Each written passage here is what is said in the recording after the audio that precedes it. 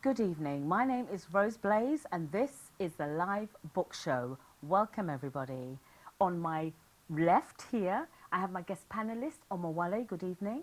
Warmest greetings to you, Rose. Thank you. And now to introduce the author for the evening, Patrick Phipps, and his book, Twisted Lanes. Good evening, Patrick. Ashe, ashe, ashe. Ashe, good evening to you. Patrick, can we begin by you telling us a little bit about yourself? Okay, yeah, my name is Patrick Phipps, Anthony Phipps. I'm an author, a barber, but first of all, I'm a husband and a father, which is a great thing, right? Yes, absolutely. Brilliant. So, yeah, I started my barber shop, cut above the rest, when I was 21 years old. Wow. And it's been there, next year it'll be 30 years since it's been there.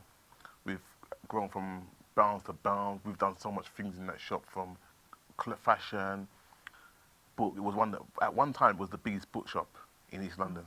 Wow. Yeah, Black History and all the rest of it.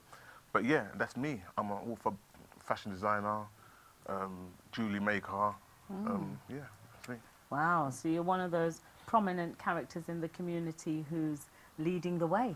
Yeah, well, when you look up the town hall, the landmark is cut above the rest, which is my shop. Yes, That's and what I'm they put on it. familiar with Landmark, cut above the rest. Cut above the rest. So I've got to be doing something right, right?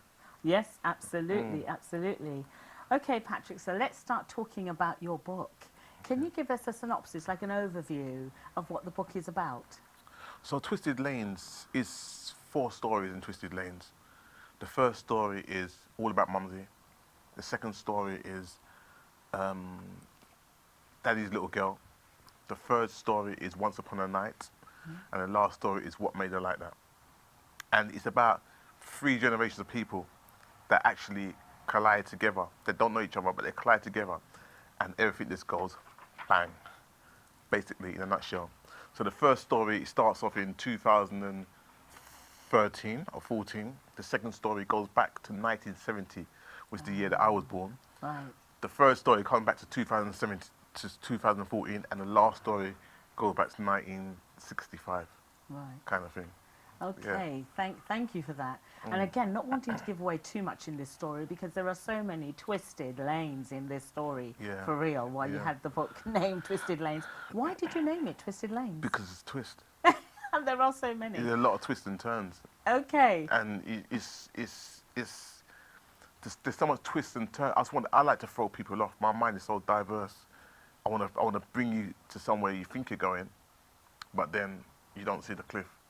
Yes. Yeah. Yes, it was.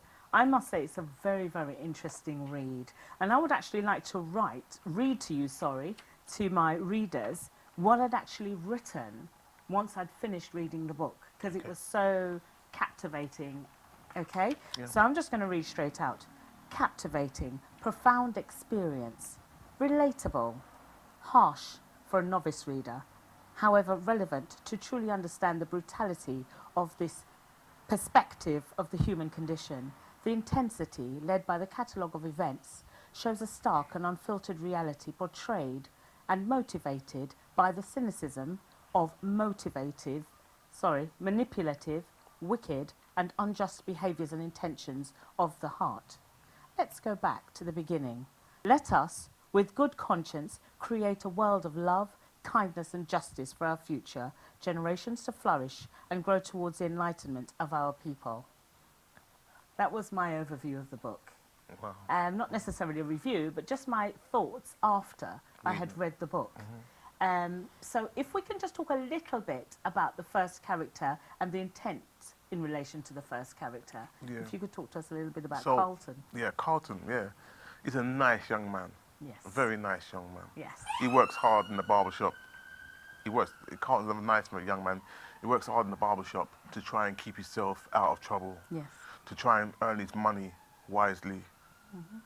But he sways a little bit because there's something he wants to, there's something he needs to accumulate, achieve, and it takes him off the path of being nice little Carlton. Yes. So in literally 2 days or 3 days, nice little Carlton becomes Becomes a totally different character. totally different character. And he loved his A mum. mummy's boy, proper mum. He loved Carlton his is the sort mum. of guy that will want kisses from his mum. before he goes into class. Some children are like, no, don't kiss me, mum. But Carlton's like, mum, give us a kiss, please. Do you know what I mean? He doesn't care. Yes, I mean, I loved Carlton. I felt that he was, like you said, a mummy's boy. Mummy did a good job in terms of raising him because she didn't want him to be anything like his father. What I really loved about Carlton's character is that he was aware. He was aware at one point when he began to switch, when he had to make choices perhaps he shouldn't have made. And where he didn't have the father figure present, I felt it kind of I was added. going to say that to you. Yeah. Where the father figure wasn't there, the wolves crept in. Yes. The wolves See, crept what you have to realise, the reason why I wrote the story about Carlton is because the wolves watch. Yeah, they watch and see if the father figure's there. The vulnerability. They want to see how vulnerable that child is. They want to see Yeah. if the lion is there with the lioness. But when he sees the little cub straying Yes. and there's no defense, exposed, Wow. then them wolves walk in and just snatch them up. Yes, yes. So can I just ask, Yes, I'm all right. Carlton, his father, you've made mention of his father. Can you tell us something about his father? His father grew up in the 70s. In the 70s, when I grew up in the 70s, it was normal for the teachers to call you the N-word. And it was normal. If you got upset about it, it's like, why you get upset? You are, you know? So he grew up in that situation where his mum was on high when she had him.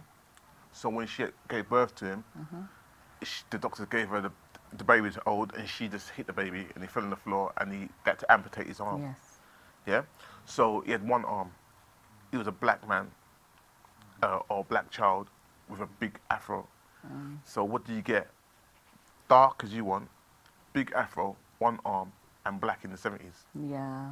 And I remember reading this, you know, the boys at school beating on him. Yeah. The schoolboys, the Yeah. white boys. And it was Yeah. a regular thing. It was I a mean, regular this was thing. standard. That's what happened to Carlton's dad. So he grew up to be a menace. But he liked the beatings because it just made him Yeah, it stronger. made him stronger. Yeah. Okay. So again, not wanting to give too much away. Can you tell us about the second character? Right, so the second character is Delroy, Yes. the father. See, and I don't want to see, you have to be very, very careful because it's thin line between letting you know what I'll go on. Yeah. Yeah. Yes, I get trying it. to In hold the it book. back Yeah. in the book. Yeah. But It'll still be Delroy, an interesting read, don't worry. yeah, Delroy is a young man, as I said, he grew up in the 70s. He was around a lot of racial abuse. Yes. Yeah. So he had to grow himself to be strong. He had to grow himself to be a fighter. He had to grow himself to be the alpha now. Yeah. Yeah. So he can extort all the people that was bullying him. Yeah. And that took him down a pathway of, obviously when he got bigger, he got stronger. It took him down a pathway of destruction from his young age to his older age because there's no one To guide him. to guide him. And the person that did guide him, Yeah, which Wayne. was Wayne, which was his best friend, Yes. yeah, Was he a shady character. He was worse than Delroy, but he's just diplomatic with it. Yeah. And Delroy was adopted as well, wasn't he? Del was adopted by white parents, Yes. and their parents Yes. told him, "Sticks and stones break your bones, but But names." yes, we'll never. Yeah. But he thought, "No, it hurts, and it hurts a lot." So guess what? I'm going to change the N word into legs Yes. because he fought with his legs. Yes. That was really interesting to watch Yeah. that part of the story develop, Yeah. actually. When you air it in audio, you're gonna It's Traumatised. gonna be Yeah, it was really Completely different thing. brilliant. Okay, and the third So part of the story. the first part of the story was related to the first part of the story, and these two characters called Snake and Smiley. Now they are the wolves. Proper. They are the ones that bring you in. Ah. They are the ones that pattern you. That's what they call it on the roads right now. They right. pattern you. Oh, right, okay. That's the word. Meaning that Groom you. they bring you in, Yeah. right? They put you in a situation that you can't get out of, and then they say, right, where's my money? Yeah. Oh, I'll work for it, and I get it maybe in about a year, about 2 weeks free. No, I want it now. Set you up. They set you up, and then once they pattern you, they've got you on lock, and once they've got you on lock, you work. Very manipulative, and it was quite sophisticated looking at the way in which they do that, in Of which course. they groom the individual. If they had a Rolex and shop, trap if the- they had a Rolex shop, Yeah. they'd be multi-millionaires. and entrap a young person. That was really interesting, looking at the ways, like I said, very subtle and manipulative ways in which they do that. So yes, that was the story of the two characters, and there was Jacko. Is it Jacka? Jacka as well. Jacka, Wasn't- Jacka, the reason why they called him Jacka, because he jacks people, Yeah. right? But he was a Nigerian Yeah. Okay. that came over to England that saw a lot of stuff going on in Nigeria, so England was nothing to him. Nothing to him. Do you know what I mean? So, but He'd he been don't play. desensitized. That's right. So he don't play a big part of it. He gets wiped out real quick. Yes, he does. Yeah. So Jacka, he was the one that sets you up to get patted. Right. Yes. Yes. Yeah? Yes. And then yeah, that was Jacka. But they're all kind of shady. Yeah. They're all very shady. Very and shady. and the sad thing is that Carlton became that shady guy. Yes, he did. Didn't Very he? bad. I mean, he switched from such a nice child. Like everybody that reads the book, they say, "Oh, Carlton, please, Carlton, just don't do that, Carlton." And then literally they're crying, "Oh no, Carlton, that's wrong." You know, they get so drawn into Carlton Yes. and to his heart. Yes. But I wrote it that way. Yes. I wanted to suck you guys in. So You do get that impression. Yeah, so you can Sweet be boy. there. I don't want you to be reading the book. I want you to be. Yeah, but you do Inside the get book. the impression from the book and the characters and the scenes that you are there live. It's very descriptive. Yeah, very. I love that type of writing, because then you get lost in the book, and you do literally get lost in the book and the stories, because they're so intense. Yeah. They're so intense. You know, I find myself, because it becomes complex. So you're reading one book and you're thinking, no, that didn't happen. What? And you're flinging back the pages to double check. Yeah. No, you're flinging it back again. Yeah. And in that respect, I was almost playing page roulette with the Yeah. book. And So it was brilliant. the thing is, when I was writing the book, I wrote that book, Twisted Length. I wrote it on my BlackBerry. Oh, really? I wrote it on my BlackBerry. So when we went raving, sorry to the wife, when we went raving, I was gonna go to the toilet. You get an idea, you don't want to lose it. Yeah, and then I've been there. I just wrote, and I put it all together in Word. Boom, that was it. How long did it take you to write? That took me about a year and a half. Wow. Yeah, a year and a half Yeah. on the phone. On the phone, on Yeah, a phone. on the phone. Not Can even you on the imagine? laptop. On the phone. Determination. And sometimes I would have to sit in a dark room. Yeah, you say it's descriptive, Yeah, right? yeah. Sometimes I would sit in a dark room And imagine. and just say, right, the door opens. I can imagine it. I've done it. Okay, it's coming towards me. He sounds like he's a size 10 feet, 6 foot tall, about 13 stone. Yeah? Yeah, I've done it.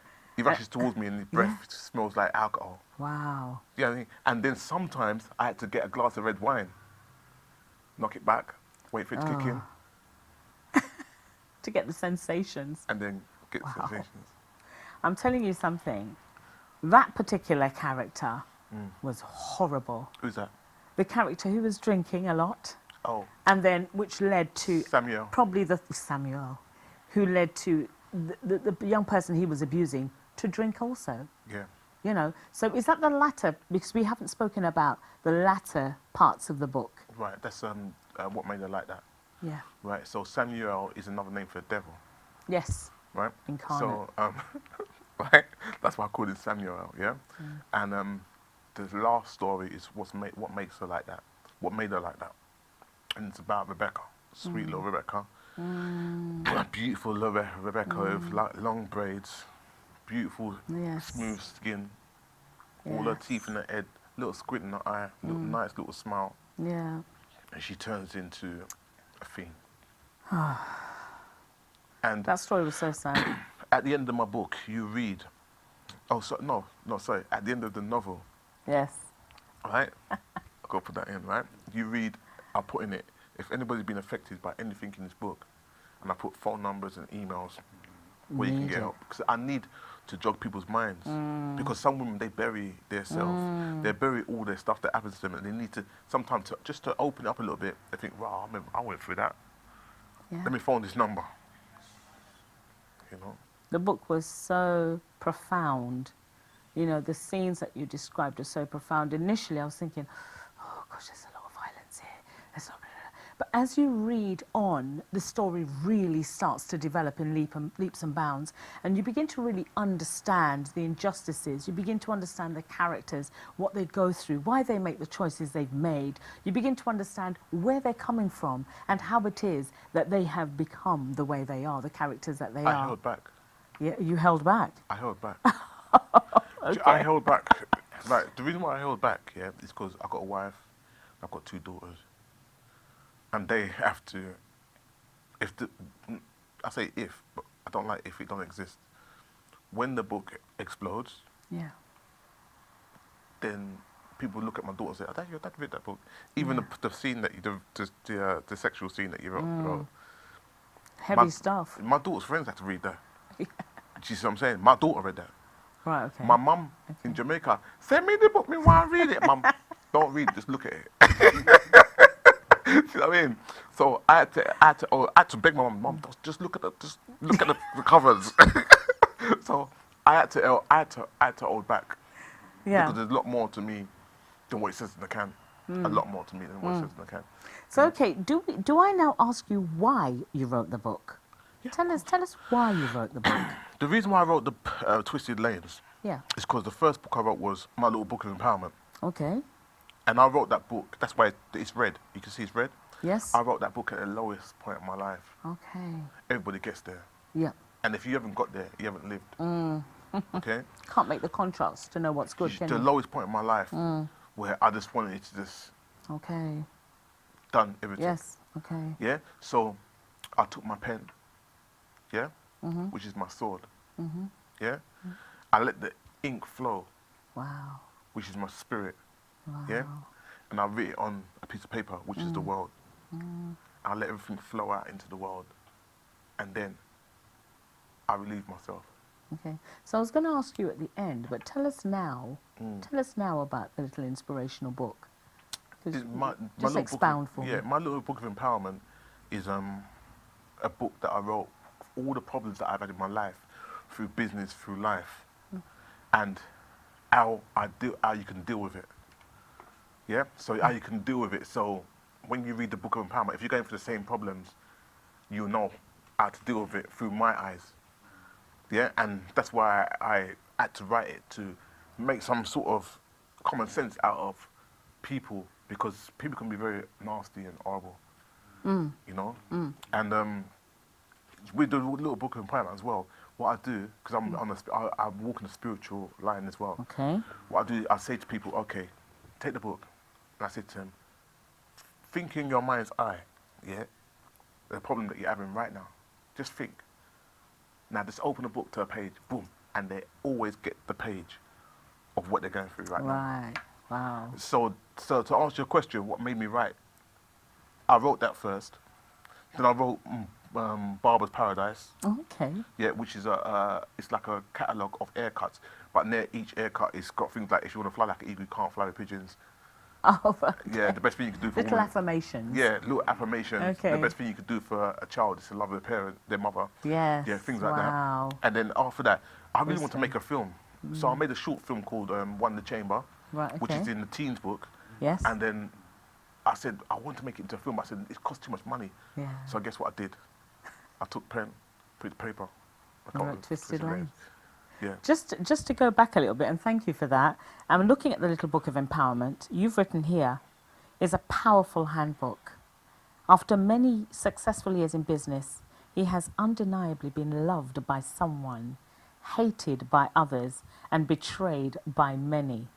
Okay? So the little book was written based on the desire to share solutions and methods for dealing with problems that can occur in life and business. Okay? Again, you say, Patrick's instructional methods for you to follow in your daily life, committing these new methods to your subconscious mind may be empowering or even life-changing. So thank you for explaining that. Yeah. And sorry, to go on with that little book of empowerment, Yep. it's very small, but Yeah. each chapter you read it over for 1 week. That's what it says, to get into your subconscious mind. Yes. So you read it over 1 week, so it should last you 12 months. Yeah. So when anything pops up, you go in there, you pull it out, your little tool bag in here, and you pull it out. And that's what we should be talking about, you know, the little tool bags, the lessons learnt. And we can now see from your description how these books are interlinked, which is brilliant. So one leads directly after the other. And yeah, so you're an enabler, really, Yeah. encourager, Yeah. and a teacher as well. So talk to us about the twisted lanes for teenagers. It's a bit like a tool book. Yeah, it is. Can you talk to us about Of that, course please? I can. Yeah, what it is that this book, Twisted Lanes, made it into Pentonville Prison. And it made it into Pentonville Prison, and the inmates read it, and they loved it. They actually did a play on it. And oh, by the way, that book was in Yes. a play last year. It was on stage last year, right? So, where the feedback I got from the people in Pentonville, the inmates in Pentonville, I said, if it can touch them the way it has, I need to bring out a teenage version. So what I did, I bring out a teenage version, but what I did, I took all the swearing, all the sex, and the real violence out of it. That's why it's so thin. And I condensed it so it was good for schools. And what I did is, after each every chapter, every 2 chapters, I put a talking point. So I asked the teenager a question like, what would you do if someone gave you drugs to sell? And they can literally write in a book. Literally. And then at the end, it's got my conclusions. So they write their conclusion, what they thought about the old book. And it's the same thing I do with Little Book of Empowerment. Yes. So you can write, because a lot of books you can't write in it because there's no No. space. True. But I'm dyslexic, yeah? So I like to do things the easiest way possible. So if you gave me an A4 sheet of paper with writing on it, I will cursor it down, boom, boom, boom, boom, then cursor it down, and I'll just get a chunk, get a chunk, get a chunk. If I just look at it like that, it won't work. So that's what I did with a little teens. Okay, so I'm going to go back a little bit to come forward because I actually read some of the reflections about Twisted Lanes from inmates in Pentonville. Okay. And one inmate says, it's insightful. It shows how different backgrounds are interrelated. The lessons of the story are about peer pressure, anger management, absent parents, and loyalty. Another said, I think the book's a very good way of showing people how important it is to be a parent and not just have kids. The title is perfect because it's twisted for sure. I laughed. But it takes something like this for people to realize how much time you need to put into our youth. Okay? So,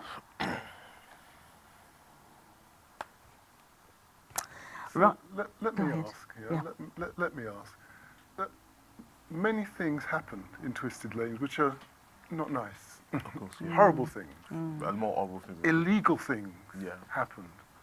Where was officialdom during all of these activities? Where was the adult? No, where was officialdom? You know, where were state institutions? Where was the police? Where were social services? Where were all these kind of quasi-governmental agencies that were supposed to be protecting children? That's the word, agencies. Yeah. Where were they? That's the words you use, agencies.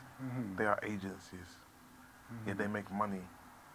The more, I'm sorry, but I'm going to say it. I'm going to be myself. You have me on the show, I'm going to be myself. The more crime there is out there, the better for the agencies to make their money. Turn a blind eye. That's what it's all about. So Leave explain to us how that leave- works. How does that work? Right, so you leave the youngsters to peddle the drugs. You leave the youngsters to stab themselves. You leave the youngsters to think that this is my end when they live in a council flat and they're living with their mum and their mum is paying rent to someone else. You leave them to do that while the bigger things behind closed doors are happening. The bigger money is behind closed doors happening. They all say that all we do is sell drugs, but we don't bring the drugs into the country. All we do is bang guns, but we don't make the guns. We just want to hear them go bang. So it's not important. That's why Newham has got the highest case of coronavirus, because it's not important. When other places like Kent or Bromley or something like that, it's got a low case of coronavirus because they're more important, they're more affluential, there's more money going through them, through that thing. So leave the youngsters to do what they're doing. It's only when you kill someone you might get arrested now. But even when you kill someone in front of a camera and they don't see you. But you park a car on a double yellow line in front of the same camera, you get a ticket for your door. How does it work? Something could be said as well about the populace of people in Newham being much larger than somewhere like Bromley. And mixed. And mixed. And the interaction of people are very close. So that could be said for as well. But again, that's urban inner city. Certain communities got their own police officers. Certain communities, I'm saying no names, but certain communities have got their own police officers. Certain communities have got their own ambulance services. Certain communities got their own surveillance. That's why certain communities, they can leave their child to walk on the street from place to place of worship, at night time, and nothing will happen to that child. Certain communities. Wow. So what about in amongst the young people themselves? These are the young people who are breaking rules and who have been given tacit approval, perhaps, to break rules. What of their relationship with agencies like the police? Do some of them have close relations No, with the police? No, because if you've got a close relationship with the police, you're going to get a blade in your side. Yeah, you don't talk to police. Yeah, you don't talk to police. I was saying to someone today, a young man lost his life. He's a young up-and-coming boxer. He had his 30th birthday party. They stabbed him to death. Snitches get stitches. Who told you that? Who told you snitching was a bad thing? Certain people told the black community snitching is a bad thing. So the black community is killing each other, and no one's going to snitch because the trend, snitches get stitches. Wouldn't you want someone to snitch? If someone broke into your car, and took your Gucci sunglasses, wouldn't you want someone to snitch on that person? So why are we holding back and protecting criminals? If you look at the back of my books, I've always put a little picture of Adam Regis. Adam Regis was the young man that I knew, that has cut his hair, that he got stabbed through his arm into his and it was twisted. And I'm always pushing, whatever I do, I always push. Does anybody know what happened to Adam Regis? That's the only time I see a young man that has fallen, that I've dropped my food on the floor and cried. And this is the thing, that's one thing I'd say with Twisted Lanes and these other books as well, is people, for example, who live in other parts of the country who don't know what it is to live in urban communities like ours, and know the lifestyle of young people, the youth in some of these communities. This is a big eye-opener. I mean, you posed a question here in the teenagers book to say, what has made Patrick decide to follow the rules of the street instead of the rules of his home? Could you give us some feedback on that question? Because I think it's a really good talking point. Well, what made him decide to follow the rules of the street as opposed to the rules of his home? Because every child, most children want to rebel against the rules of their home. When an adult is having a problem with their child, they say, Pat, can you talk to him? Because when Uncle Patrick talks to him, he can relate. He don't want to relate to the parents because it just, we've all been through it. Mum said, you're not getting to that rave. So we put pillows under our blanket. We climb out the window, we go out to the rave, we come back. But what we have to realise, is that we have set the trend for the youngsters from back in the day.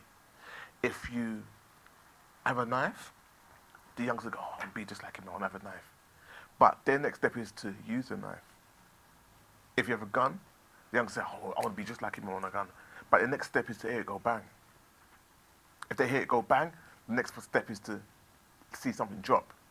So we have put the youngsters in this position, and we've grown up, and we've left them in that position. And we haven't dragged them with us to change them. Wow, and just to be clear here, not necessarily a disclaimer, but we know that's representative of some sections of the community. Some sections. But the reality is, of those that are represented, the story's often bleak, the future's often bleak. Of course. But then we point the finger at that child when we don't see the three fingers that's pointing back towards us. Exactly. You always want to be better than your peers. If you want to be a barber, first you want to be, I want to be like Pat. But when you get like me, I want to be better than Pat. Of course, and that should be the objective. That's the objective. So can you just take us into the minds of some of the young people, the young men, You've done your research. Imagine these young men were making an assessment of old men like me. Yeah? What assessment would you expect to come from these young men? How good have we been carrying out our role You're as old. men? You're old. That's the assessment from young men. Ah, whatever. What do you know? Daddy's gonna wear brown belt and daddy's gonna wear brown shoes. Whatever. What do you know? Because daddy forgets that he was young. Yes. Daddy forgets that he was there. Daddy forgot that in order for him to get that son in the first place, you have to talk to the mum and say, "Hey, what go on? Come for a drink." Daddy forgets that. When daddy gets older, daddy forgets that he used to run around on the street like a Lego beast. Maybe not as bad, but he did his I haven't thing. heard that phrase for a long time. Yeah, and then Lego beast. and what happens is that we tend to forget and we start pointing fingers. So the youngsters don't want to listen to daddy. He loves daddy, but he'll more listen to his friend. Yeah. You see what I'm saying? And now you're answering the question. He'll more Yeah. more listen to his friend Yeah. out on the road Yeah. than listen to dad. That's why people say, "Pat, talk to him, please." So I'll rein them in. I've got children for our gangs. I've stopped children from going in gangs before they get into gangs. Wow. Yeah, I've stopped children from killing each other. Your role in the community. Back in the day when I had my barber shop in Stratford called Cutting Crew, I used to get the two children. You have beef, yeah? Okay, cool.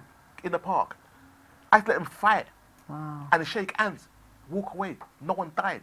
Yeah. What So are your we role doing? is so much bigger in the What are we community doing? than a What are we barber. doing? What are we doing now? Good question. What The are we other doing? thing, Seriously, reflections. You reflection. provide an opportunity for young people to reflect on what's happening, what they're doing, what they're saying, and from the lessons they're learning from the books. Yeah, So, and the more you're speaking is the more I'm seeing what you represent in the community. yeah. You know, you're not just a barber. You know, you're in some ways the savior, in some ways the teacher. Yeah, but I have to learn to talk like them, Okay, but not be them. but not be I have to there. learn to walk like them, but not carry myself like them. I have to learn to dress like them, but not show my bum on the road. Do you understand? Overstand. And then when you learn that and when you implement that into them, they will listen to you. I say to little young black boys in my shop, I say it. Who's your favourite superhero? I like Superman. I like Incredible Hulk. Do you want to know who my favourite superhero is? They say, who? I say, my dad. You have to be your son's favourite superhero before he even looks at Spider-Man or Black Panther. And there's not enough superheroes Role models. out there. This is what's so sad. This is so sad.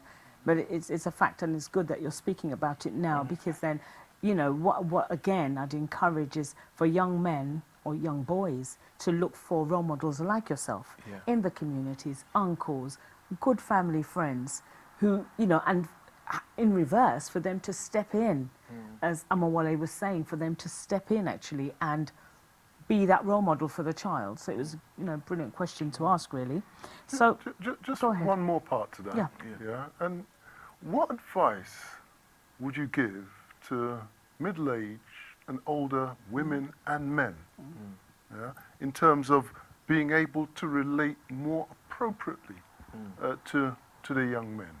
I say to middle-aged men, because I'm 50, so I'm there. I say to them to open up a bit more. Don't let the child walk over you, right? But don't be, me all than you, so you just listen to me. It don't work, yeah? Learn to speak. Keep up with the slang. Keep up with the slang. Learn to speak. I want my daughter to say, yeah, that's my dad. I want my daughter to be able to walk. My children love raving with me, but they know their place. yes, Do you understand? yes. That's my dad. Do you know what I mean? So when they got anything if there's anything going in their life, there's nothing my daughters want to talk to me about. Nothing. Because I'm strict, but I give them some rope. They can identify with And they you. can identify with me. And a lot of things, what happens is that parents get older and then there's, no, I'm the parent and this is all, and it doesn't work. Doesn't work. It doesn't. I go gym. I keep myself fit. Yes. Pat, Uncle Pat, yeah, I want to get big arms. What do I do to get big arms? Yes. What do I do to get that Be six a pack? role model, a representative. So they can come to you. So they can learn what you want. They can you give what they want. They can learn what you really want to give them. Yeah, because Twisted Lanes doesn't really have any male role models. This is No. so what you're trying to exemplify. It doesn't. So it's teaching them, you know, before they go out and do what they need to do, read the book. Yeah. If you read the book, it will be a deterrent. Yeah. Okay? So come on, let me ask you, target audience. I think audience. we've kind of already said and why, but if you just want to reiterate, what's Target your target audience is from teenagers, which is there, Yep. yeah, all the way to 60, 70. Yeah. Because the older generation need to know Yeah. was a lot of them dumb to it. I'm not saying dumb as in a silly dumb, but a lot of them they don't know. Yeah, they don't know. They spend so much time going to work, putting food on the table. They can't even see the signs. Yeah, exactly. They They don't can't know even see, the signs. They don't know the Yeah. signs. So my audience is everyone. Yes. Yeah, everyone needs to read this book. Yes. Everyone. I know there's a lot of swearing in the book. I know there's a lot of blah, blah, blah, blah. But maybe I can redo the book and take all that out because I want people to No, read I it. think you need to leave it as it is because that's Yeah. what's out there. Yeah. That's the reality. That is reality, you That's know. right. And you know, this book is like an encyclopedia, Yeah. a tool book for the older generation and for the younger generation. it is. I've had people read this book in 3 days that don't even read. Yeah. It Do you know what I was mean? I've had enthralling. people, you know, it's changed them a little bit. I've had children read it and go, It's real, isn't it? it's real. It's a real deal. Motivation for writing the book. Now, again, you've probably already mentioned this, but just reiterate for the reader, what's your motivation? Motivation is that everything I write has to touch people. Yeah. Everything I write can't be loose words. Everything I write has to mean something that's going to change someone's life. I can write about unicorns and ponies. Do you know what I mean? But I want you to be able to touch every single thing that every book I've written has to drag something in you. Yeah. And if it's not, you might go for 100 pages, feel nothing.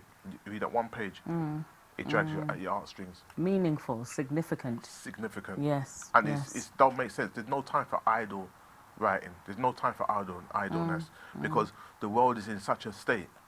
We need to do everything we can to save Mother Earth Right. right now. Thank you so much. So, Patrick, lastly, what next? Because we have discussed the book next. What's next? So, what's next? I'm going to bring up my audiobook for Twisted Lanes. Okay. Dramatized, obviously. Dramatized, yeah. I'm also looking into doing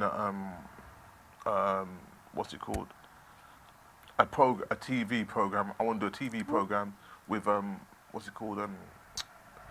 Series. Right, okay. Twisted Lane series.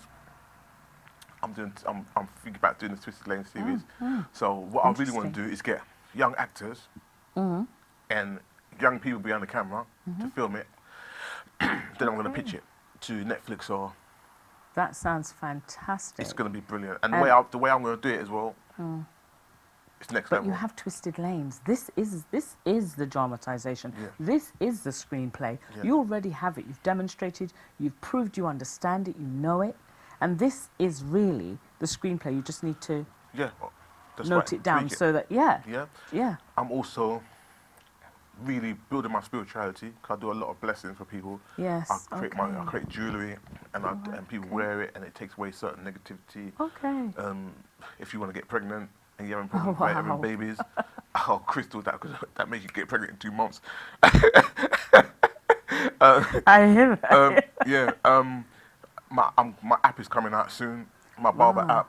Wow, yes. Do you know what I mean? Wonderful. I've got something happening to take the young children, youngsters off the street. I can't really talk about it too much. I want to do No, but this that's year. great. They've heard it here. Yeah. They've heard it here. Yeah. Today's the evidence. They've heard it here.